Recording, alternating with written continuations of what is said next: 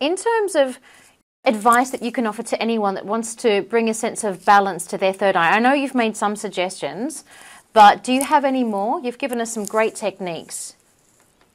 Okay, spending time on your own doesn't have to be long.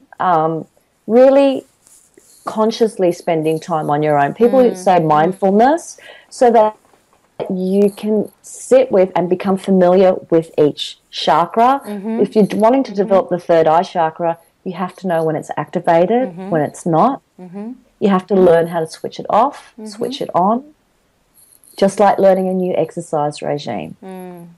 Yeah? When you learn to run, you have to get the pace, you have to get your style, rhythm, same as that. That's very true. And something that I think is worth mentioning, that you've been a great teacher for me, is to stop when you're not feeling well.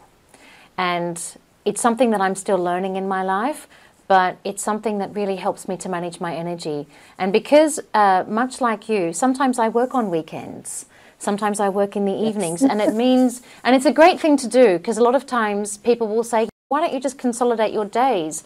And I say, well, I could, but I choose not to, just because I'll sometimes teach workshops or retreats, or I'll lecture, or I'll work on weekends. But it actually keeps me very, very honest with how I balance my energy during the week, because I'm accountable for taking that day off. No one else is going to give it to me. I have to make sure that I claim it myself. And you're very good at that. Yeah, well, you're your own boss. Yeah. And one of the things you work for yourself is learning to pace yourself. If you can't pace, you know, a lot of people's minds are very, very strong, and they'll push through tiredness, lethargy, you know, pain. If they're not allowing the body to communicate, if it's on track, that means the mind will mentally drag the body through things until the body actually collapses with no energy. And that's when we get sick, the body injuries, things like that, because we're not acknowledging the body saying to us, we need a break. Absolutely. And it's the same with emotions. When we get emotionally overwhelmed, we're actually ignoring our emotions and going, you don't count, you deal with it, because I'm doing this. Not working in alignment. Yeah. Very much so. Really beginning to listen to yourself mentally, physically, and emotionally. And if you are spiritual, to include that aspect in, which is the third eye chakra. Huge. It's huge. Yeah. And Simonne, where do we find you, and what's your favourite way to connect with new people through your work?